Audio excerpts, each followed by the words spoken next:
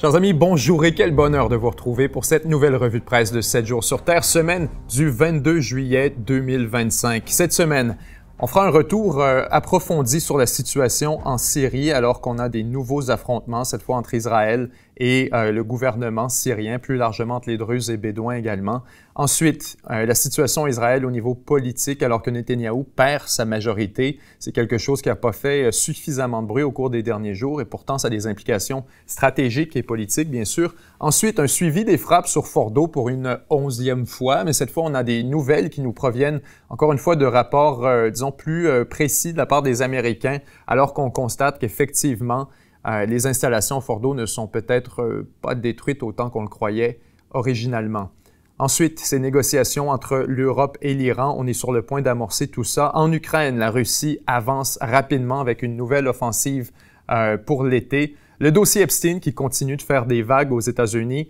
Quelques développements également pour ce qui est du, on pourrait dire, pour le Royaume-Uni, alors qu'on va discuter de la politique de vote pour l'âge légal. Finalement, la Chine qui amorce la construction du plus gros barrage au monde, un manque de clarté sur la paix au Congo et les élections japonaises si on a un peu de temps en fin d'émission. Donc, vous le verrez, plusieurs dossiers à couvrir aujourd'hui. On va essayer d'y aller aussi rapidement que possible. D'abord, avec celui qui a vraiment retenu notre attention au cours des derniers jours, soit la Syrie. Je vous mets en contexte là-dessus à partir du départ parce que vraiment, on a déjà produit un peu de contenu sur cette question au cours des derniers jours. Ceux qui ne sont pas au courant, vous pouvez découvrir beaucoup de contenu additionnel sur Chaque jour sur Terre, qui est notre chaîne secondaire, une chaîne auxiliaire, si on veut, qui nous permet d'essayer plusieurs formats différents. Notamment là-dessus, on a une discussion approfondie avec Lama, notre directrice de recherche, sur la question spécifique de la Syrie et des affrontements récents auxquels on a assisté. Donc, pour un portrait plus global, je vous invite à regarder cet entretien avec Lama.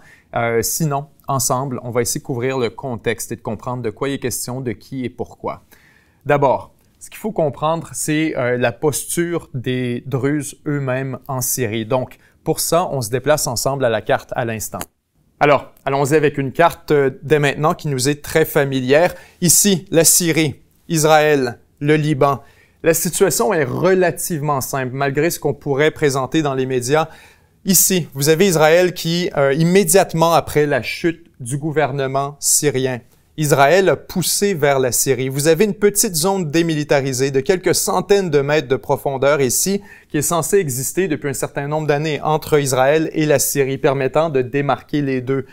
Israël a poussé plus profondément, passé la ligne de démarcation militaire. Donc, vous avez maintenant des troupes israéliennes un peu plus profondément, juste de l'autre côté, alors que ce drapeau ici se trouve exactement sur la capitale, Damas. On s'est parlé ensemble il y a quelques semaines, on avait regardé tout ça, et ce qu'on voyait, c'est que Israël bombardait littéralement dans la capitale syrienne, dans les jardins du palais présidentiel, et on se disait que c'est un signal. Ce que Israël voulait transmettre comme message, c'était qu'en aucun cas, il devrait y avoir une présence militaire syrienne au sud de la capitale. Donc, dans cette petite région ici, qu'Israël, pour une raison stratégique, pour une raison sécuritaire, dit on a besoin d'avoir une zone tampon. Tout ce qu'il y a ici au sud de la capitale, ça doit être démilitarisé. Donc, aucune présence de l'armée syrienne. Maintenant, important de nuancer tout ça avec les événements qu'on a vus au cours des derniers jours. Vous avez une communauté dans le sud de la Syrie ici, qui est en fait une communauté présente sur 3 pays qu'on appelle les Druzes. Les Druzes sont une faction, si on veut, de l'islam chiite, considérée également comme hérétique par les sunnites de Syrie, notamment d'autres sunnites de la région, mais particulièrement en Syrie, on a une certaine hostilité envers ces Druzes au sud-ouest ici.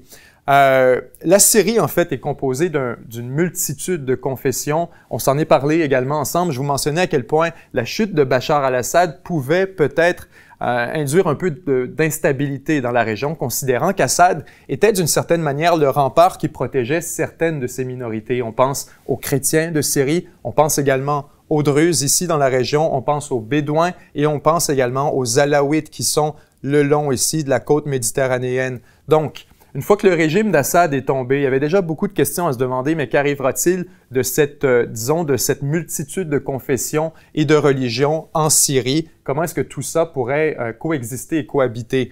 Le régime en place, le régime de Ayat Tahrir al-Sham, le régime de rebelles par al-Shara, lorsqu'il est arrivé, Il a été très clair que ce qu'il voulait, c'était surtout pas une partition de la Syrie où chacun partait avec son petit bout du pays, mais plutôt un État complet, un État intègre à l'intérieur de ses frontières qui rassemblerait l'entièreté de la diversité religieuse. La Turquie est d'accord avec ça, les États-Unis sont d'accord avec ça. Ceux qui sont plus ou moins d'accord, ce sont les Israéliens, parce que bien sûr, ils ont une opportunité fantastique de se débarrasser d'un énorme voisin qui les fait chier historiquement. S'ils avaient la possibilité de faire la partition de l'État syrien, donner un petit bout ici pour les Kurdes, possiblement jusqu'en Irak, une portion pour, disons, on pourrait dire pour le régime actuel, Tahrir al-Sham, qui serait plus au centre, près de la capitale. Ensuite, ici, vous auriez les Alaouites, les Druzes, peut-être même des portions pour les chrétiens également. Et ça, ça ferait manifestement l'affaire d'Israël, parce qu'on se retrouve avec un ensemble de petits États beaucoup plus faciles à dominer. Quand on dit diviser pour mieux régner, voilà exactement un bon exemple. Alors, ce que les Israéliens ont fait, c'est que vous avez ce groupe de Druzes ici, là, qui est environ 600 000 personnes, présents un peu au Liban, beaucoup en Syrie, un peu en Israël. Les Druzes syriens ont été victimes d'attaques, ou du moins on a assisté à des affrontements. Qui était la victime? Qui a déclenché quoi? Au moment où on est, il est assez difficile de faire le portrait de tout ça. Ce qu'on sait, c'est qu'il y a eu des affrontements entre des familles bédouines, entre des combattants bédouins et des Druzes, les communautés druzes ici au sud. Et au moment où ces affrontements ont éclaté, le gouvernement syrien a voulu envoyer de ses propres troupes pour assurer la sécurité des Druzes. Les affrontements ont fait environ 300 morts aux dernières nouvelles. 300 morts, plus de 500 blessés, donc des affrontements extrêmement violents. Comme on se l'est dit, ce gouvernement central, qui lui veut assurer l'intégrité du territoire et la cohésion à l'intérieur de son espace, a décidé d'envoyer ses propres forces armées pour assurer le calme. Alors que ces forces armées se déplaçaient vers le sud et se rendaient pour aller répondre à la situation en question, Israël a bombardé les forces syriennes.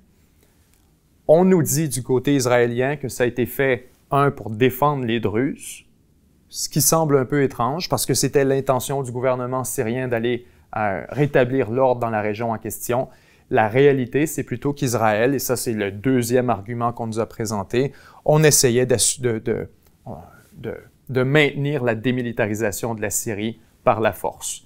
Alors qu'on voyait maintenant le gouvernement syrien graduellement déployer ses forces, on nous dit sous le prétexte d'une instabilité dans la région au sud qui exigeait une réponse du gouvernement, certes, mais Israël n'achète pas cette explication et donc, on pourrait le dire, rejette au gouvernement syrien le droit d'assurer la sécurité de sa propre population au sud-ouest du pays. Ce qui est assez incroyable, qu'Israël prenne de son propre sort comme ça et décide d'interdire le gouvernement syrien l'accès à son propre territoire. C'est lunaire. Mais c'est ce qui s'est produit, et 2 fois plutôt qu'une. Dans ce premier bombardement, donc, on nous disait qu'on visitait les Druzes, notamment, on voulait défendre, aider la situation dans la région, et s'assurer que... Et en passant, on nous dit que c'était à la demande des Druzes israéliens, qui, eux, voyaient leurs frères de l'autre côté de la frontière être attaqués. Tout ça, ce n'est pas vrai, en passant. Il n'y a pas eu de demande claire, consensuelle de la part de la communauté druze. Israël est vraiment seulement en train d'enforcer, si on veut, pour reprendre l'anglicisme, d'obliger, si on veut, une zone démilitarisée au sud de Damas. Alors, deuxième frappe, est-ce que c'était la première ou la deuxième? Une des deux, on a visé le ministère de la Défense de la Syrie également, où on déplore 3 à 5 morts, dépendamment des rapports, mais on aurait frappé directement le ministère de la Défense. Encore une fois, là, il est important de le mettre en termes très clairs, c'est l'équivalent de frapper la Maison-Blanche et le Pentagone. Parce qu'on a décidé de déployer des troupes au sud de la Géorgie et que le Mexique est inquiet pour sa sécurité.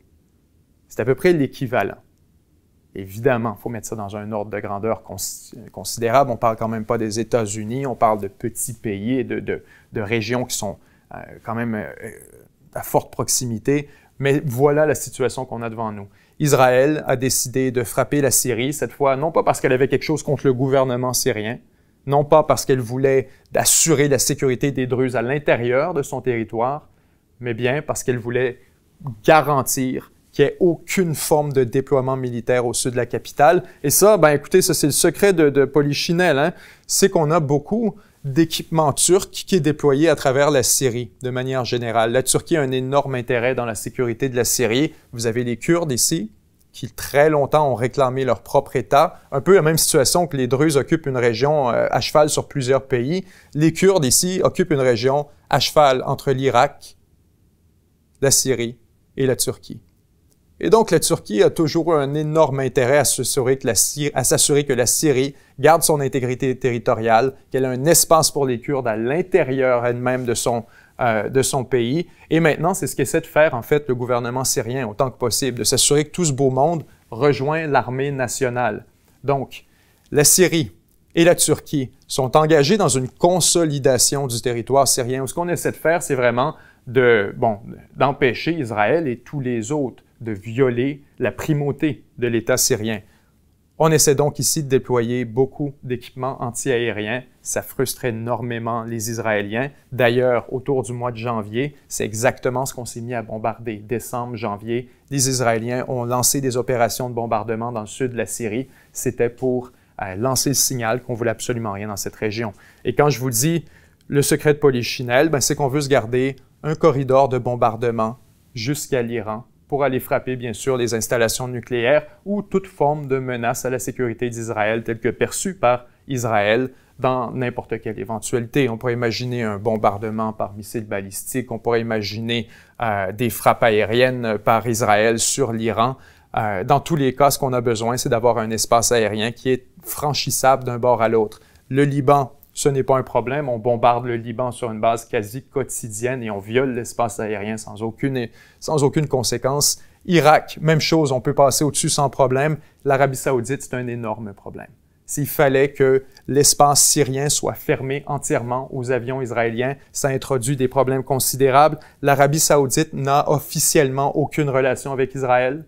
Officiellement ne devrait. Écoutez, s'il fallait qu'on apprenne que les avions israéliens ont survolé l'Arabie saoudite pour aller bombarder en Iran, ça causerait un peu de problème.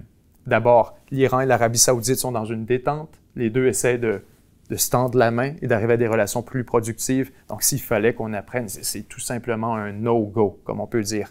Donc, Israël essaie, pour se maintenir autant de cartes que possible entre les mains, de s'assurer qu'elle peut toujours franchir le sud de la Syrie pour se rendre à ses cibles stratégiques jusqu'en Iran, ou partout ailleurs d'ailleurs, parce qu'on sait que l'Iran a beaucoup d'influence aussi à l'intérieur de l'Irak, beaucoup d'influence dans les pays, de manière générale, dans les pays de la région. Donc, Israël a un grand intérêt aussi à faire des bombardements, mener des missions périodiques en Irak, comme on l'a vu le faire à quelques occasions. Même chose pour la Syrie. Alors, ce qui s'est produit dans les derniers jours, c'est donc Israël ici qui bombarde au sud. Cette région est vraiment, vraiment sensible au point où on en est. C'est à se demander qu'est-ce que va faire le gouvernement syrien.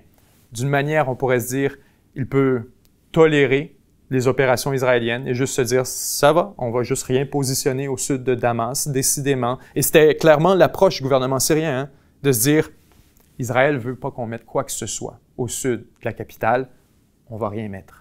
On va rien installer parce que de toute manière, ils vont nous bombarder et ça exige une réponse qu'on n'est pas capable de donner. Le gouvernement syrien ne peut pas répondre à Israël. Donc, plutôt que de perdre la face, préférait faire comme si de rien n'était, ce qui était absolument stupéfiant parce qu'on en parlait ensemble. Vous avez des négociations qui ont lieu actuellement, au moment où on se parle, en Azerbaïdjan, entre la Syrie et Israël pour une normalisation. On négocie à Bakou pour la normalisation. Et pendant ce temps-là, les troupes israéliennes occupent une portion de la Syrie. Donc, vous comprenez que là-dessus, même la Syrie avait un intérêt quand même à rester relativement calme. On ne voulait pas aller dans une escalade de la situation avec Israël et on ne demande même pas aux troupes israéliennes de sortir de l'espace syrien. On leur permet d'occuper le territoire. Ça peut sembler complètement absurde, mais ça vous donne une fenêtre sur la posture de vulnérabilité extrême dans laquelle se trouve le gouvernement syrien, où tout ce qu'on veut, c'est survivre pendant encore quelques mois. On verra ensuite pour Israël, on verra ensuite pour les deux. En fait, on préfère négocier pour normaliser avec Israël maintenant. Et là, c'est là qu'on a un problème considérable. Tout ça fonctionne très bien. Tout ça fonctionne très bien Shara serre la main de la CIA et est ami avec Israël à travers les négociations à Bakou. Tout ça fonctionne merveilleusement bien, tant et aussi longtemps qu'Israël fait seulement une occupation passive de la Syrie et qu'on n'est pas en train de bombarder du jour au lendemain comme ça. Parce que quand on a des opérations de bombardement israéliennes en Syrie, alors là, soudainement, il devient extrêmement difficile pour le gouvernement syrien d'ignorer tout ça. Jusqu'ici, je veux vraiment être très clair avec ça, c'était pas si mal pour le gouvernement syrien parce que la Syrie est habituée à s'auto-gérer d'une manière. Vous avez une Syrie à peu près dysfonctionnelle depuis des années. Le gouvernement, bien sûr, Assad a exercé une certaine influence, mais pour l'essentiel, le pays était dysfonctionnel. Alors maintenant, vous avez Al-Shara qui contrôle le pays en théorie, qui était parfaitement confortable à laisser les Druzes s'occuper de leurs affaires, à laisser les Alaouites s'occuper de leurs affaires, mais immédiatement, après la prise de pouvoir par le gouvernement, la réalité l'a rattrapé. Et vous avez des affrontements dans lesquels les troupes syriennes ne sont pas impliquées en théorie, pas originalement. Et vous avez des affrontements entre les communautés elles-mêmes. Et là, vous me dites que l'armée syrienne n'a pas le droit d'y aller.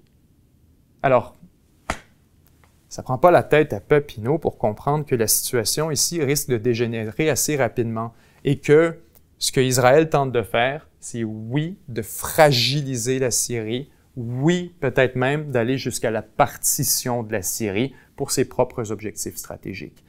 Là-dessus, je vous invite à regarder la discussion avec Lama parce que Lama a aussi exploré une option particulièrement fertile en termes géopolitiques et intéressante. Je ne veux pas dire une option morale, mais plutôt une option qui est sur la table, qui était l'inclusion d'une portion du Liban à l'intérieur de l'espace syrien dans un plus grand exercice là, de réorganisation des frontières. Et l'argument de Lama là-dessus, il n'est pas totalement mauvais.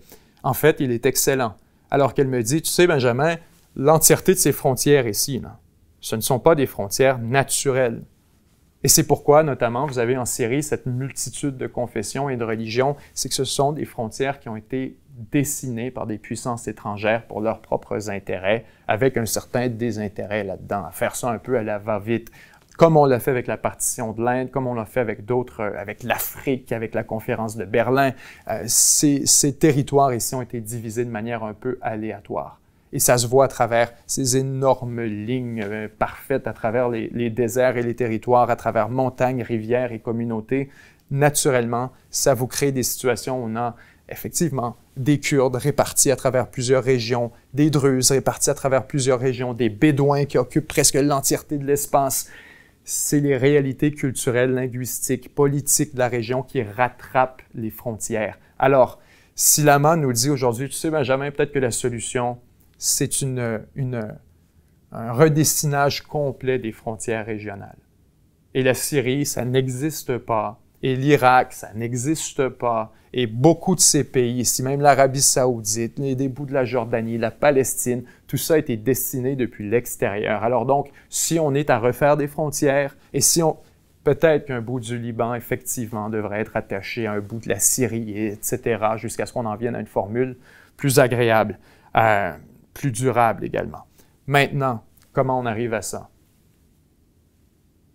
Par la guerre, par la violence, par l'annexion tranquille de territoires comme ça, comme le fait Israël, par les mouvements qu'on voit actuellement à l'intérieur de la Syrie. Donc, c'est ce que je vous dis. Et là-dessus, je sais que j'ai pris beaucoup de chaleur quand j'ai dit ça originalement. Après l'effondrement du gouvernement Assad, plusieurs célébraient la fin de la guerre civile en Syrie. Et j'étais un des seuls à me tenir sur une île à vous dire « Attention, j'ai l'impression que c'est peut-être le début de la guerre civile en Syrie. C'est peut-être le début de quelque chose de beaucoup plus grave, de la partition de la Syrie elle-même.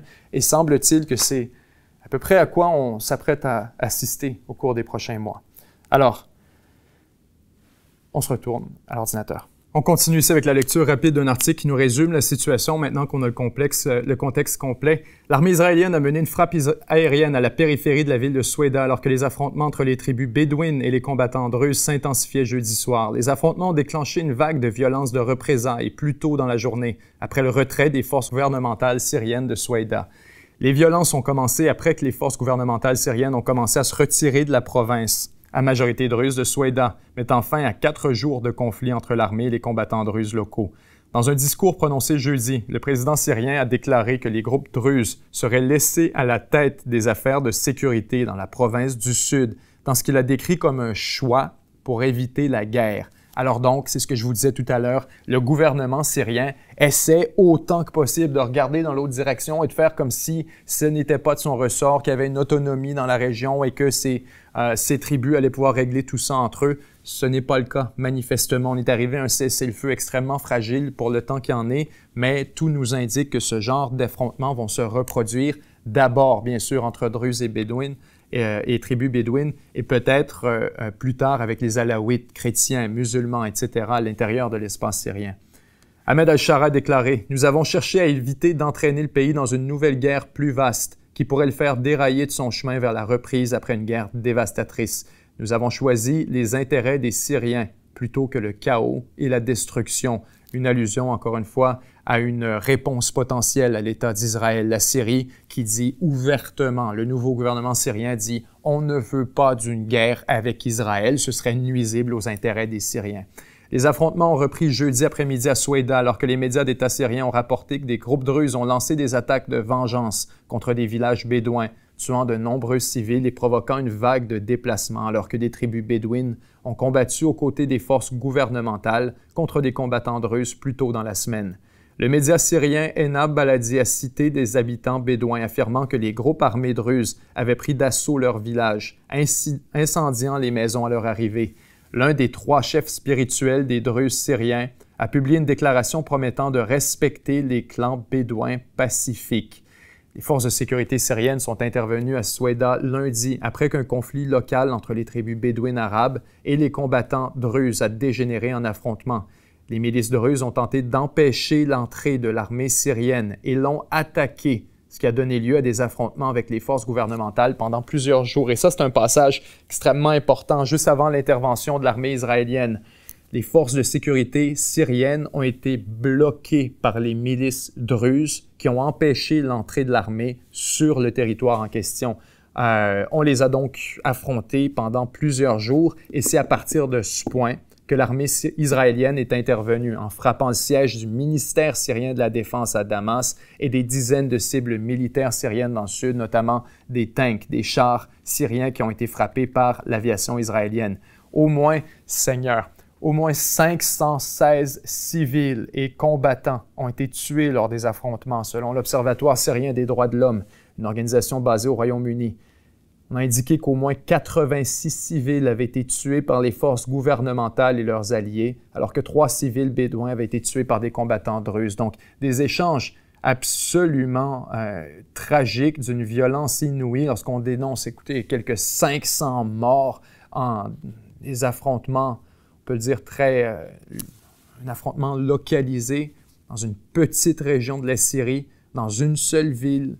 Ces affrontements constituent le défi le plus sérieux au pouvoir de Damas depuis une série de massacres dans leur nord-ouest côtier en mars, avec les Alaouites bien sûr, au cours desquels 1500 civils, principalement Alaouites, ont été tués après une attaque déjouée par les restes du régime Assad, déchu contre les forces de sécurité. Alors voilà un peu ce qu'on était en train de dire tout à l'heure. Là, vous avez des affrontements entre les communautés qui sont en train de rattraper l'espèce d'intention de cruise control, si on veut, du gouvernement syrien qui avait juste qui avait carrément l'intention de laisser tout ça, si on veut, se calmer pendant quelques mois, le temps qu'on puisse arriver à des ententes, à des négociations, arriver à une forme de cohésion avec toutes les communautés religieuses. On espérait pouvoir regarder dans l'autre direction, mais manifestement, ce ne sera pas possible. Et là, la question, bien, c'est celle de la sécurité à l'intérieur de la Syrie. Le gouvernement devra choisir entre un affrontement avec Israël et la sécurité près de la frontière. Parce que clairement, ces affrontements vont continuer à se produire. Israël va répondre chaque fois si on tente de déployer des hommes. Donc la question devient, est-ce qu'on déploie des hommes, on prend la pénalité, ou est-ce qu'on accepte tout simplement qu'il y ait une forme d'instabilité rampante dans le sud-ouest de la Syrie, tout près de la capitale? On continue avec, toujours dans le même dossier, là-dessus, on a en fait des clarifications par rapport à la Syrie, alors que on peut se demander, mais pourquoi la Syrie a déployé des troupes? Parce qu'on s'en parlait tout à l'heure. Vous aviez Israël qui a bombardé le palais présidentiel dans le jardin, un peu comme bombarder la Maison-Blanche, il y a quelques mois, avec le signal clair, le message explicite. Il ne doit y avoir aucun déploiement, aucune militarisation au sud de la capitale. Et quand même, la Syrie, en réponse à une instabilité sur son territoire, a décidé de déployer ses propres troupes. Mais pourquoi? Est-ce qu'ils ne savaient pas que ça allait mener à un affrontement avec Israël? Raison ou pas? En fait, The Times of Israel ici, qui nous offre un article extrêmement intéressant, alors que on a un peu de contexte. La Syrie pensait à tort avoir le feu vert des États-Unis et d'Israël pour déployer des troupes à Souaïda, en raison des déclarations précédentes par les États-Unis qui nous disaient qu'on voulait un État fort et unitaire en Syrie, en raison des déclarations israéliennes, dans le cadre des négociations à Bakou pour la normalisation avec Israël, entre Israël et la Syrie. On avait l'impression que tant Israël que Washington peut-être n'appuierait pas le déploiement de troupes syriennes à Souaïda, mais au minimum, comme le disait Trump, ne se tiendrait pas dans le chemin. Alors donc, la Syrie s'est dite, si on n'a pas de feu rouge explicite, on peut considérer ça comme une forme de feu vert. Donc, malgré des mois d'avertissement israélien de ne pas envoyer des forces dans le sud, la correspondance des responsables syriens avec les États-Unis a conduit Damas à croire qu'il pourrait se déployer sans provoquer de confrontation avec Tsahal, avec l'armée israélienne, bien sûr. C'est une erreur de calcul de ce qu'on nous dit ici. C'était une erreur de calcul du gouvernement syrien, mauvaise communication. Le gouvernement syrien a mal interprété la manière dont Israël réagirait au déploiement de ses troupes dans le sud du pays de cette semaine, encouragé par le message américain selon lequel la Syrie devrait être gouvernée comme un État centralisé. Israël a mené mercredi des frappes contre les troupes syriennes et sur Damas, dans une escalade qui a pris par surprise les dirigeants islamistes, ont indiqué des sources après que les forces gouvernementales ont été accusées d'avoir tué des douzaines de personnes dans la ville de Souaïda.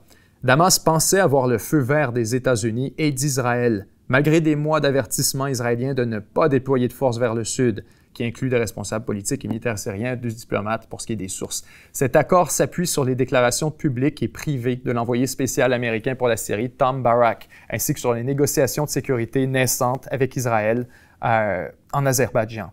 La compréhension par la Syrie des messages américains et israéliens concernant le déploiement de ses troupes n'a pas été rapportée auparavant. Donc, cet article qui nous sort en fait d'aujourd'hui, le 21 juillet, pour The Times of Israel, qui nous mentionne, c'est tout simplement que la Syrie a mal compris, une erreur de calcul. Elle pensait qu'elle pourrait se déployer dans la région près de Souaïda et qu'il n'y aurait pas de réaction israélienne. Erreur de calcul et ça a mené donc à l'escalade à laquelle on a assisté, escalade qui a été mise sur la glace avec un cessez-le-feu. Ensuite, toujours sur les réactions dans la région à cet épisode absolument spectaculaire, l'Arabie saoudite dit avoir déclaré aux États-Unis que les forces syriennes devraient se déployer à Souaïda malgré les objections israéliennes. Donc, sans surprise là-dessus, on sait que l'Arabie saoudite appuie fortement le nouveau gouvernement en Syrie, gouvernement Taher al-Sham, et avait l'intention de lui offrir tant du financement qu'une espèce de parapluie diplomatique. Voilà maintenant le parapluie diplomatique dont il est question alors que l'Arabie saoudite utilise de son influence sur les États-Unis et par extension sur Israël pour demander aux États-Unis, ou plutôt verbaliser aux États-Unis, leur préférence pour un scénario dans lequel la Syrie a le droit d'occuper l'entièreté de son territoire et de déployer des troupes où elle le veut. Autrement dit, ce que dit l'Arabie saoudite, ce n'est pas à Israël de décider, de déterminer l'état sécuritaire de la Syrie. L'Arabie saoudite a déclaré aux États-Unis que les forces de sécurité syriennes devraient être autorisées à se déployer dans le sud agité du pays, malgré les objections israéliennes. Le responsable, qui a demandé l'anonymat en raison de la sensibilité du sujet, a déclaré que le ministre saoudien des Affaires étrangères, le prince Faisal Ben Farhan al-Saoud, avait déclaré jeudi au secrétaire d'État Rubio que le royaume soutenait l'armée syrienne, qui affirmait son contrôle dans la province syrienne de Souaïda, dans le sud du pays. Un compte-rendu de l'appel fourni par le département d'État indique que les deux parties ont discuté de sécurité régionale, y compris les efforts visant à mettre fin à la violence en Syrie. Alors, là-dessus, les Saoudiens qui appuient bien sûr l'intégrité du territoire syrien et qui demandent à Israël de se retirer. Ce n'est pas c'est prévisible, mais ce n'est pas sans impact, sans importance comme déclaration, parce qu'on sait, je vous le disais tout à l'heure, l'Arabie saoudite essaie aussi d'en venir avec une forme de détente avec Israël. Israël ne veut pas configurer sa relation avec la Syrie pour que ça devienne un boulet dans celle avec l'Arabie saoudite. Si Israël a à choisir entre l'un et l'autre, probablement qu'Israël préfère une relation productive avec l'Arabie saoudite, parce que c'est un levier fantastique et que, bon, au niveau militaire, la Syrie n'est pas véritablement une menace au point où on en est. On peut vivre avec le gouvernement Tahir al-Sham. La réponse américaine, cette fois, elle a été très intéressante. On pourrait se dire, mais comment les Américains ont réagi? Parce que tout ça s'est passé extrêmement rapidement. Est-ce que ça a été coordonné avec les Américains qui, en passant, c'est totalement contre les intérêts des États-Unis. On s'en est parlé ensemble aussi. Les États-Unis, en Syrie, Trump, du moins, semble être très proche du gouvernement syrien. Il semble être, on nous parlait d'un very strong guy, good-looking guy. Il nous parlait de Al-Shara, al-Jolani, comme étant cette espèce d'homme fort qui avait un passé très fort et qui devait être appuyé par les États-Unis et qu'on devait lui donner une chance. C'est à peu près les propos de Donald Trump par rapport à Al-Shara. Cette rencontre, notamment entre le Qatar, la Syrie, l'Arabie saoudite, les États-Unis, on s'était tous réunis. Et là, Trump nous avait annoncé, à la grande surprise de tout le monde, et même au service diplomatique américain, qu'il avait l'intention de normaliser entièrement les relations avec la Syrie sans aucune condition. On en avait parlé ensemble à se dire, mais c'est de la drôle de négociation, pourquoi est-ce qu'il fait ça? Mais c'est que Trump voulait stabiliser la Syrie. Trump voulait une Syrie unitaire, une Syrie centralisée avec un seul gouvernement et ça s'est manifesté à travers certaines de ses déclarations. D'abord, son attitude vis-à-vis de la Syrie elle-même, mais plus largement vis-à-vis d'Israël et la Turquie. Alors que Trump disait en même temps, et on s'en est parlé aussi, Trump disait en même temps à la Turquie et à la Syrie, et à Israël, pardon, vous faites ce que vous voulez de la Syrie. Israël, si vous voulez bombarder à gauche, vous y allez, et la Turquie, si vous voulez une Syrie centralisée sur laquelle vous avez une influence presque totale, il n'y a pas de problème, c'est de vos affaires. Et là, vous aviez tant la Turquie qu'Israël qui se regardaient en disant « Mais what the fuck? Il nous a dit oui aux deux, il nous a donné un feu vert à deux plans complètement contradictoires. » Eh bien là, on a la réaction américaine là-dessus. Alors que les États-Unis sont en colère contre Israël d'avoir bombardé. Article du Times of Israel titré « Ils bombardent tout le temps ». Les États-Unis sont furieux contre le madman Netanyahou après les frappes en Syrie. La Maison-Blanche considère que les actions de Netanyahou nuisent aux efforts de paix et qualifie le premier ministre d'un enfant qui ne veut simplement pas se comporter. A child that just won't behave. Un enfant qui ne veut tout simplement pas se comporter. Jérusalem a tenté d'expliquer à Washington la nécessité de défendre les Druzes selon un responsable israélien, sans succès. La Maison-Blanche est alarmée par les décisions du premier ministre Netanyahou en Syrie, ont déclaré dimanche plusieurs responsables de l'administration Donald Trump, qualifiant le premier ministre de fou et d'enfant qui ne veut tout simplement pas se comporter. Bibi s'est comporté comme un fou. Il bombarde tout le temps, a déclaré un responsable de la Maison-Blanche. Ça pourrait compromettre les efforts de Trump. Exactement. Quand je vous dis c'est complètement contraire aux intérêts américains, Trump fait tout en son possible pour sauter des étapes et normaliser la Syrie aussi rapidement que possible. Et parce qu'il veut une Syrie intègre et qui se morcelle pas en 25 plus petits pays. Et de l'autre côté, vous avez Israël qui poursuit littéralement cet objectif-là ouvertement, à coups de bombardement contre le nouveau gouvernement, malgré sa fragilité, sa vulnérabilité et l'appui des Américains. Donc, naturellement, les États-Unis regardent dans la direction d'Israël et disent « Mais pour qui tu te prends?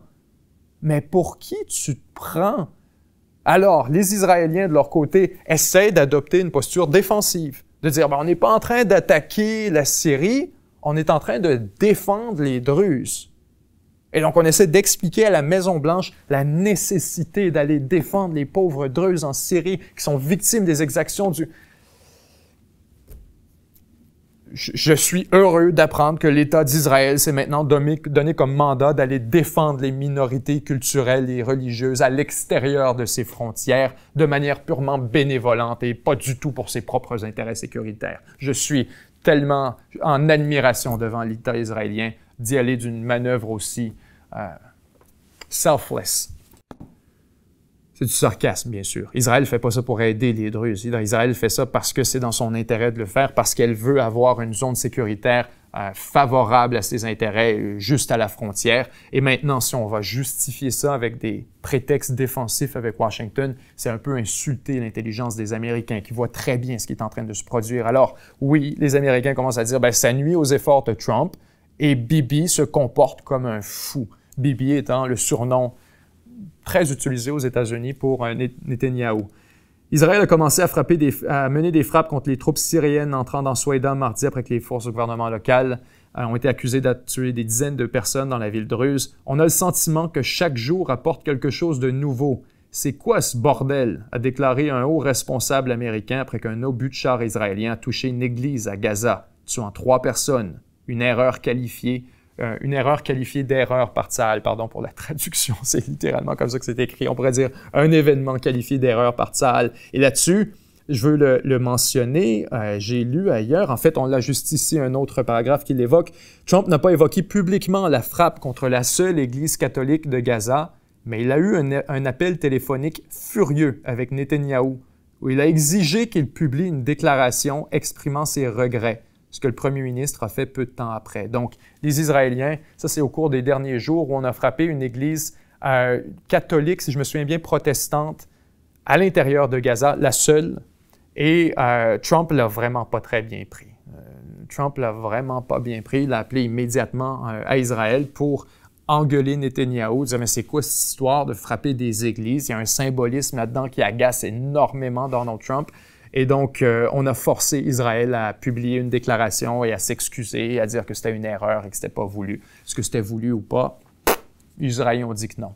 Alors, là-dessus, la réaction vraiment aux frappes israéliennes en Syrie, elle est très forte, que ce soit par les pays de la région, que ce soit par les Américains eux-mêmes. Il n'y a personne qui trouve ça particulièrement drôle. Et là, on voit qu'Israël commence à vraiment arriver au bout de sa marge de manœuvre, avec tout le monde qui lui montre énormément de bonne foi jusqu'ici. Tous les pays de des accords d'Abraham ont fait preuve d'une bonne foi incroyable avec Israël.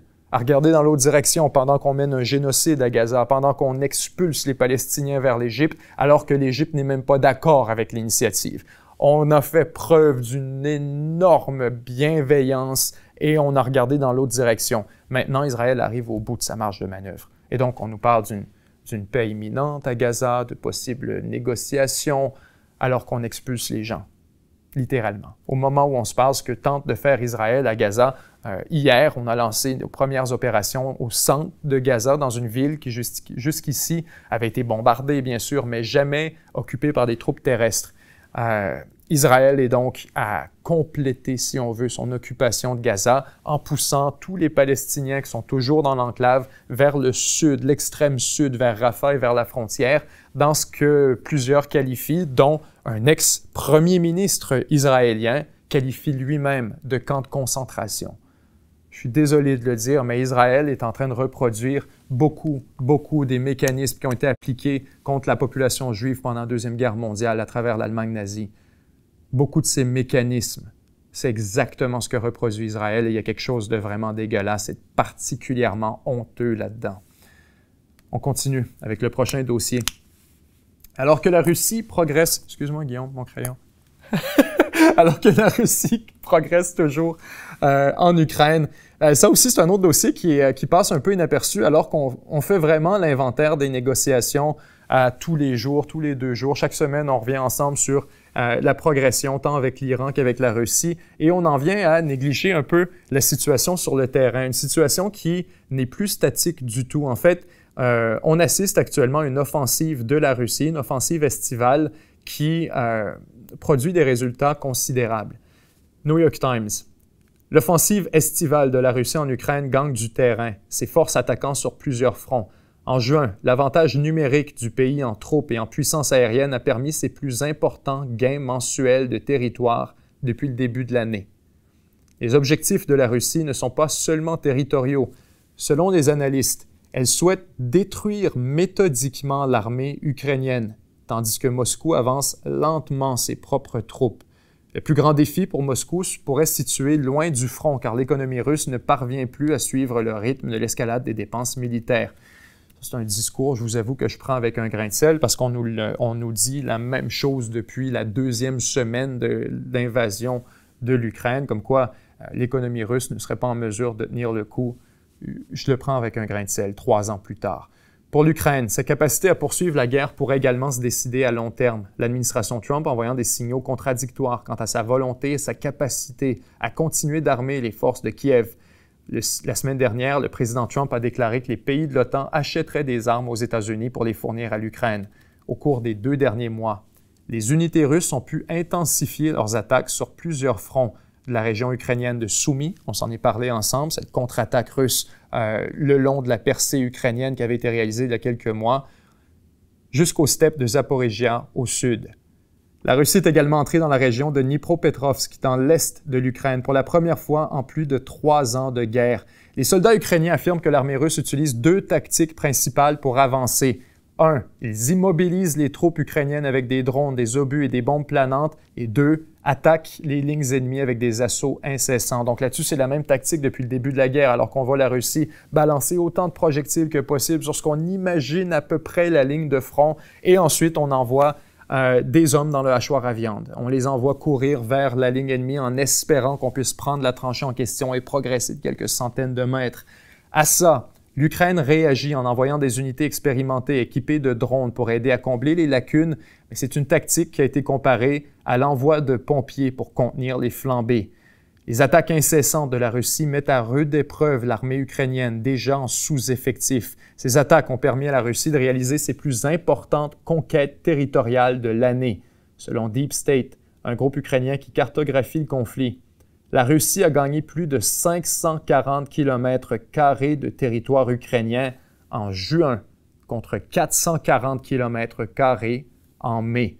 On a donc gagné, grosso modo, environ 1000 km additionnels depuis les 2 derniers mois. Pour mettre ces gains en perspective, la Russie s'empare chaque mois, de moins de 0,1% du vaste territoire ukrainien. À ce rythme, il faudrait plusieurs années pour occuper les 4 régions ukrainiennes qu'elle a déclarées annexées en 2022. On nous dit donc là-dessus, la Russie est loin d'être sur le point de compléter ses objectifs territoriaux. Maintenant, c'est important quand même de prendre tout ça avec un grain de sel lorsqu'on nous parle des objectifs territoriaux. On en a parlé à la revue de presse précédemment. Une armée ne s'effondre pas graduellement. Une armée s'effondre d'abord lentement et ensuite tout en même temps. Lorsque ça commence à se manifester, que le front commence à manquer d'équipement, de ressources, d'hommes, d'énergie, de morale, il n'est pas très long que les hommes doivent reculer et reculer et reculer et reculer jusqu'à ce qu'on arrive carrément à une rupture du front. Loin du front, la Russie aggrave le bilan de ses attaques contre la population ukrainienne en bombardant le pays de drones explosifs produits en série. Ces dernières semaines, elle a battu des records de déploiement de drones en Ukraine. La semaine dernière, la Russie a lancé 728 drones explosifs et lors d'une seule salve nocturne. Alors que la Russie développe son infrastructure de fabrication de drones, les analystes militaires s'attendent à ce que Moscou lance régulièrement plus de 1000 drones par salve d'ici l'automne. Alors, la Russie qui continue à progresser, qui avance quoique très lentement en Ukraine, on a des gains qui sont considérables lorsque additionnés ensemble, on arrive avec les gains en fait les plus importants de l'année 2025 et les plus importants depuis la dernière offensive russe de 2023. La semaine dernière, les Russes ont commencé à vraiment multiplier les attaques de drones et de projectiles. Je dis la semaine dernière, où là, ça s'est vraiment accéléré. On avait quand même des attaques massives depuis le début de la guerre, mais de plus en plus, la Russie intensifie ses attaques et augmente le nombre de projectiles sur l'Ukraine, ce qui a poussé Donald Trump à déclarer la Russie malveillante dans les négociations et à déclarer Poutine un tricheur, si on veut, disant qu'il n'a pas vraiment l'intention d'arriver à un cessez-le-feu et que, les termes de Trump, il nous remplit de bullshit. Il nous fait jouer beaucoup, il nous fait croire qu'il y a quelque chose qui va débloquer, qu'on arrive à un potentiel cessez-le-feu et qu'on a des demandes sur la table, alors qu'au fond, Poutine n'a seulement l'intention que de prolonger le conflit. Au moment où on se parle, les États-Unis essaient d'améliorer la capacité de l'Ukraine à construire ses propres armes. Ça semble être un agenda qui prendra au minimum plusieurs mois, sinon plusieurs années. On n'ouvre pas une usine d'armement en quelques jours. Il faudra donc que les Américains continuent à fournir à l'Ukraine. Et c'est là la grosse différence avec la Russie. Alors que la Russie, de son côté, a graduellement, à mesure où la guerre s'est prolongée, on pourrait dire enlisée, la Russie s'est mise à travailler sur sa capacité de production locale de drones. On a acheté, vous avez vu au début de la guerre, beaucoup de drones provenaient de l'Iran, certains provenaient de la Chine. De plus en plus, on voit la Russie construire ses propres drones, des modèles qui ressemblent notamment aux Shahed iraniens et qui sont fabriqués directement en Russie à coût de plusieurs centaines par jour. Et là-dessus, c'est relativement simple. Plus on en produit tous les jours, plus on peut en lancer tous les jours. Et voilà donc pourquoi les analystes, dans l'article dont on vient de faire la lecture, les analystes font déjà un clin d'œil au fait que, attention, en ce moment, on a quelques 700 munitions par jour qui sont lancées sur l'Ukraine. Si on se fie à la capacité de production de la Russie, très bientôt, on va passer à plus de 1000 munitions par jour qui seront lancées sur l'Ukraine par les voies aériennes. Alors, pour ce qui est du cessez-le-feu, je vous avoue que je commence à perdre un peu espoir, malgré que les Ukrainiens continuent à tendre la main à la Russie. Tout indique que les Russes vont vraiment aller au bout de la patience des États-Unis. Et en fait, ça pourrait être beaucoup plus long qu'on le croit, hein? Alors que Donald Trump vient juste de donner un délai de 50 jours à la Russie. C'est encore un coup de bazooka qui s'avère un fusil à eau. Trump n'a pas de moyen de contraindre la Russie à quoi que ce soit et donc est maintenant à quoi? Son 5e délai arbitraire comme ça où on met une date un peu dans le vent, dans 2 semaines, dans 1 mois, dans 10 jours, dans 2 semaines, s'il n'y a rien qui se passe là. Et lundi, je vais avoir une annonce, une grosse annonce sur l'Ukraine. Il n'y avait rien. Il n'y avait absolument rien à offrir. Donc, son annonce, c'était les 50 jours. Alors, ce qu'on voit, c'est vraiment que les États-Unis, là-dessus, la Russie tourne en rond des États-Unis, spécifiquement de Trump. On a senti que Trump était tellement enclin à une entente, était tellement enclin à négocier, qu'on pouvait lui faire perdre son temps un peu. Là-dessus, peut-être que Trump a commis une petite erreur de calcul quant à la volonté de la Russie à un accord de paix. On continue avec, toujours au Moyen-Orient, on se déplace rapidement vers l'Iran. De nouveaux rapports mettent en doute l'impact des frappes américaines sur les sites nucléaires iraniens. No shit, Sherlock, ça n'a pas fonctionné. Citant des évaluations des services de renseignement, NBC News et le Washington Post rapportent que seul le site de Fordo a été détruit lors de l'attaque américaine, et encore. De nouveaux rapports dans les médias américains ont jeté le doute sur l'affirmation du président Donald Trump selon laquelle les frappes militaires de Washington le mois dernier ont anéanti le programme nucléaire iranien. Washington Post et NBC News ont rapporté que les responsables américains ont déclaré que seul un des 3 sites nucléaires iraniens a été détruit. Le rapport du Post, publié vendredi, soulève également des questions quant à savoir si les centrifugeuses utilisées pour enrichir l'uranium au niveau le plus profond de Fordo ont été détruites ou déplacées avant l'attaque. Nous ne pouvons certainement pas dire qu'il a été anéanti, a déclaré un responsable non identifié.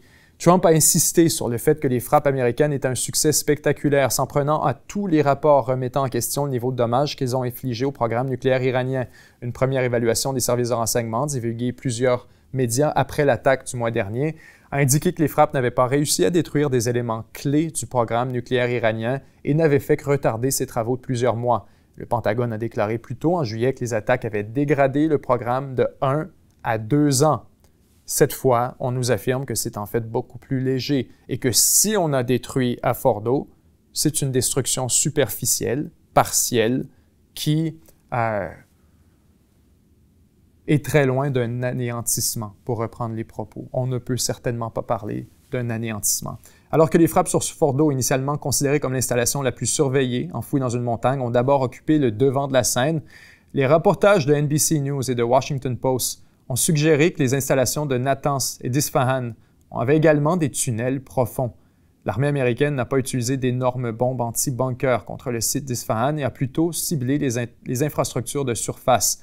Un assistant du Congrès familier avec les briefings des services de renseignement, a déclaré au Washington Post que le Pentagone avait estimé que les installations souterraines d'Isfahan étaient pratiquement impénétrables. Le Pentagone a répondu aux deux rapports en réitérant que les 3 sites avaient complètement été anéantis. Israël, qui a déclenché la guerre en attaquant l'Iran sans aucune provocation directe le mois dernier, a soutenu l'évaluation de l'administration américaine tout en menaçant de nouvelles frappes contre Téhéran s'il reprend son programme nucléaire. Alors, de son côté, l'Iran ne nous donne aucun détail là-dessus. Beaucoup de déclarations contradictoires, mais encore une fois, vous connaissez mon biais là-dessus, je le dis depuis le jour 1, moi je suis persuadé que les Américains n'ont rien fait ou pratiquement rien. Et que c'était une des raisons pour lesquelles on hésitait depuis si longtemps à y aller. Ces fameuses évaluations, comme qu'on est en train de détruire 200 pieds sous la surface, quelques 60-70 mètres, c'est faux, c'est tout simplement faux. C'était basé sur des fausses données de tests. Ensuite, ces déclarations de Trump étaient complètement irrecevables, comme quoi ça avait été anéanti alors qu'on n'avait aucun moyen de confirmer, de vérifier. Et finalement, les Israéliens qui font juste applaudir tout ce que dit Trump, peu importe c'est quoi. Il est impossible de prendre au sérieux ces déclarations. Maintenant, des sources anonymes, il faut prendre ça avec un grain de sel, toujours. On ne peut pas tout prendre au mot quand ça n'est pas sourcé avec des gens qui mettent leur nom sur l'information en noir et blanc. On doit quand même recevoir cette information avec un peu d'intérêt. Alors qu'on nous dit qu'il y avait 3 sites, on s'est concentré sur Fordo. Fordo n'est clairement pas détruit et que les 2 autres, on n'a même pas essayé. Après avoir découvert que oui, effectivement, il y a des tunnels sur place et que l'installation d'Isfahan est peut-être même mieux renforcée encore que celle de Fordo. On continue avec très rapidement le dossier Epstein qui continue à faire des vagues aux États-Unis. Trump a essayé de noyer le poisson dans l'eau, mais vraiment, ça n'a été absolument nulle part. Alors que un ancien avocat de Jeffrey Epstein demande maintenant aux États-Unis, ou en fait au département de la justice, de tout publier, disant que c'est pas vrai ce que dit le département de la justice, qu'on a tout publié, qu'on n'a pas d'informations entre les mains. Un avocat de Epstein lui-même vient contredire le département de la justice en demandant « S'il vous plaît, publiez ce que vous avez. Moi, je sais que vous avez plus que ça. Je le sais avec certitude. Vous devriez le publier. Ça aiderait beaucoup à disculper Donald Trump ou d'autres individus qui pourraient être accusés avec ça. » Une fameuse liste, apparemment, n'existerait pas, à moins d'avoir été composé par les services de renseignement, le FBI et les autorités, ce qui n'est pas impossible, on s'entend. Si on dresse le portrait d'un pédophile ou d'un prédateur sexuel récidiviste, il est possible que les autorités aient composé une liste des victimes. C'est très possible. Maintenant que ça ne découlait pas nécessairement de Jeffrey Epstein, il est possible aussi qu'on avait une liste de ceux qui ont collaboré, qui se sont rendus sur l'île, qu'on avait des listes de vols, des billets pour les avions en question. Il y a plusieurs éléments comme ça et on nous demande, ce serait bien de le relâcher. Un élément en particulier mentionné par l'avocat de M. Epstein était, il y avait des entretiens avec des policiers, des enquêteurs dans le cadre de l'enquête sur Epstein et sur son île et ses activités où des potentiels abuseurs auraient été nommés explicitement et ces informations ont été biffées, ont été cachées par le département de la justice dans les documents. L'avocat en question dit, vous pourriez publier les noms. Ce serait pas... c'est un entretien avec une victime. Peut-être que ça aiderait de faire progresser l'enquête ou, comme je dis, de disculper un peu les gens qui sont autour de tout ça et qui ne sont pas associés avec Jeffrey Epstein. Alors, à tout ça, on a un article du Wall Street Journal qui a mis Donald Trump en colère. En fait, Trump poursuit maintenant le Wall Street Journal pour 10 milliards de dollars. J'entends Guillaume rire à la lecture du montant. Effectivement, Donald Trump a déposé vendredi une poursuite en diffamation d'au moins 10 milliards de dollars contre le Wall Street Journal et son patron Robert Murdoch, après la publication d'un article lui attribuant une lettre salace attribuée au délinquant sexuel Jeffrey Epstein dans une affaire qui embarrasse le président auprès de sa base. Pour revenir là-dessus, j'ai le fameux article du Wall Street Journal juste ici. C'est effectivement... c'est pas très bon pour Donald Trump, alors que, c'est titré. Les amis de Jeffrey Epstein lui ont envoyé des lettres obscènes pour un album pour ses 50 ans. L'une d'elles provenait de Donald Trump. Le livre lié en cuir a été compilé par Ghislaine Maxwell, Le président affirme que la lettre est un faux, que c'est une fabrication. C'était le 5e anniversaire de Jeffrey Epstein et Ghislaine Maxwell préparait un cadeau spécial pour l'occasion. Elle s'est donc tournée vers la famille et les amis d'Epstein, dont Donald Trump. Maxwell a rassemblé des lettres de Trump et de dizaines d'autres associés d'Epstein pour un album d'anniversaire de 2003. Des pages de l'album reliées en cuir, rassemblées avant la première arrestation d'Epstein en 2006, font partie des documents examinés par les responsables du ministère de la Justice qui ont enquêté sur Epstein et Maxwell il y a des années. On ignore si certaines de ces pages font partie du récent examen de l'administration Trump. La relation passée du président avec Epstein traverse une période délicate. Les documents du ministère de la Justice, dits les dossiers Epstein, et les personnes ou les contiennent sont au cœur d'une tempête qui secoue l'administration Trump. Ça, oui, effectivement, c'est pour les faits généraux. Moi, c'est la lettre qui m'intéresse. La lettre portant le nom de Trump, examinée par le Wall Street Journal, et donc ce n'est pas une spéculation. On nous dit que le Wall Street Journal aurait vu et examiné la lettre en question, est une lettre obscène, comme d'autres de l'album. Elle contient plusieurs lignes de texte dactylographiées, encadrées par la silhouette d'une femme nue, qui semble avoir été dessinée à la main au marqueur épais. 2 petits arcs de cercle marquent les seins de la femme, et la signature du président est un Donald ondulé sous sa taille, imitant des poils pubiens. Alors, ce qu'on allègue ici, c'est que le Wall Street Journal aurait vu une lettre envoyée par Donald Trump, écrite même au dactylo et ensuite augmentée à la main avec un Sharpie par Donald Trump, dans lequel « Bonne fête, Jeffrey », etc. C'était pour son 50e anniversaire. Et il aurait dessiné une femme nue par-dessus ça avec des poils pubiens. Une allusion, on le comprend, aux préférences de Jeffrey Epstein pour les activités sexuelles et pour le fait que, bon, manifestement, une allusion au fait que Trump était au courant de son mode de vie. Il était au courant, on n'a pas bien sûr d'allusion au fait que c'était une femme mineure ou quoi que ce soit, on est loin de tout ça. Mais Trump, c'est pas la première fois, avait fait des déclarations ou avait des éléments comme ça qui suggèrent qu'il était très au courant de ce qui se passait dans la vie de Jeffrey Epstein et qu'il n'était pas nécessairement opposé à la chose non plus. Il savait quel était son mode de vie et en riait plutôt que de s'en offusquer. La lettre se termine ainsi. « Joyeux anniversaire et que chaque jour soit un autre merveilleux secret. » Dans une interview accordée au Wall Street Journal mardi soir, Trump a nié avoir écrit la lettre ou dessiné le dessin. « C'est pas moi, c'est une fausse information. C'est un faux article du Wall Street Journal. J'ai jamais peint de tableau de ma vie, je ne dessine pas de femme, ce n'est pas mon langage, ce ne sont pas mes mots. » Il a déclaré au Wall Street Journal qu'il se préparait à porter plainte si un article était publié. « Je vais poursuivre le Wall Street Journal comme j'ai poursuivi tout le monde », a-t-il déclaré.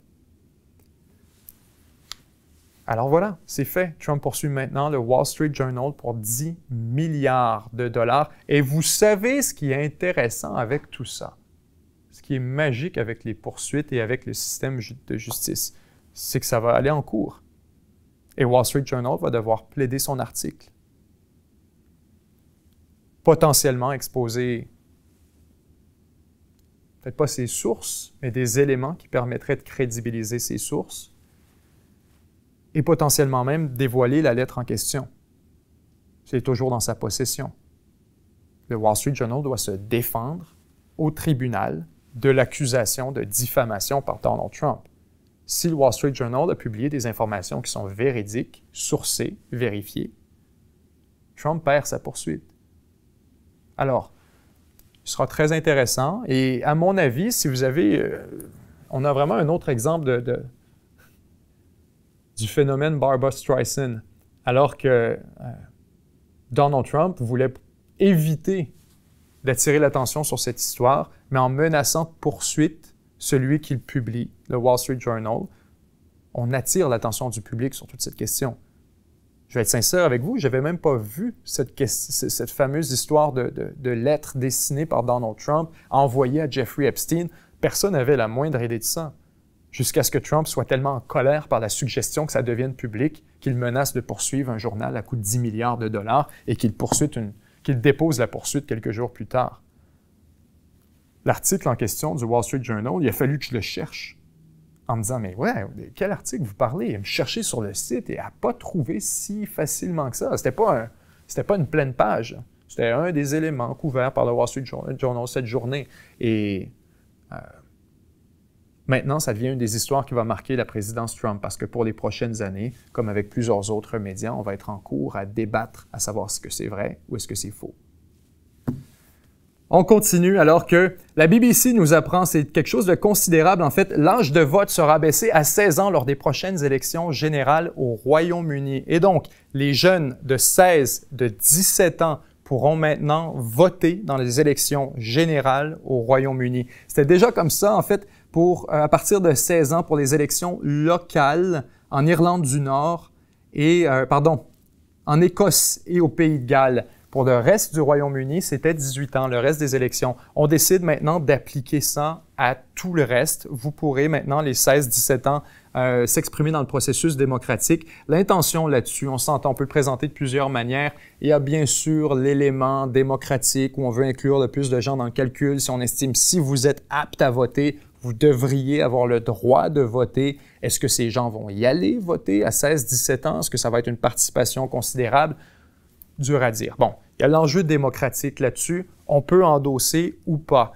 Moi, il y a l'endroit où j'ai un peu plus de difficulté, c'est dans la manœuvre électoraliste et la politique qu'il y a derrière ça. Parce qu'on s'entend, c'est introduit aujourd'hui par le Parti travailliste, un parti de gauche qui a été tenu très loin du pouvoir pendant des années en raison d'une coalition conservatrice extrêmement forte. Quand je parle de la coalition conservatrice, je parle des électeurs. Les conservateurs, le Parti conservateur au Royaume-Uni a été en mesure de recruter plusieurs sphères de la population britannique, incluant un certain nombre d'immigrants, incluant également les gens qui ont un revenu supérieur à la moyenne, incluant des gens qui sont opposés à l'immigration, incluant beaucoup comme ça, un peu comme l'a fait Trump.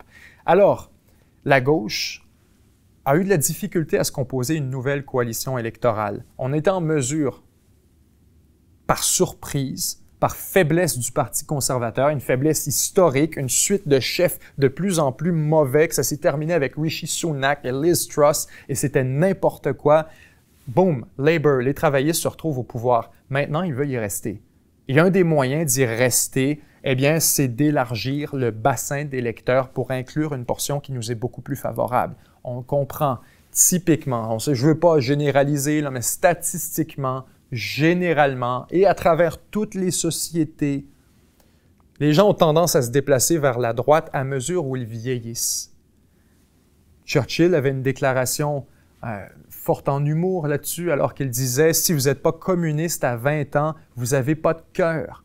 Et si vous êtes toujours communiste à 40 ans, vous n'avez pas de tête. » La déclaration, ce qu'il voulait exprimer à travers ça, c'est qu'il est typique, normal même, on pourrait affirmer, dans la vie de quelqu'un, de nuancer un peu son appui pour les bisounours et les politiques de gauche qui parfois extraient un peu les dimensions plus pragmatiques et lucides de la réalité. On parle de la criminalité, on parle de la bureaucratie, de l'administration publique, de l'administration, on parle des impôts, des taxes, on parle de tout ça qui vient nuancer graduellement l'appui des gens aux causes de gauche. Je ne vous dis pas s'ils ont tort ou ils ont raison, je vous dis que statistiquement, c'est ce qu'on observe. Et donc, naturellement, les gens plus jeunes, à 16, à 17 ans, qui ont un niveau de revenu moindre, qui sont toujours aux études dans beaucoup de cas, qui sont toujours sous une forme d'autorité parentale dans plusieurs cas, sont typiquement plus à gauche.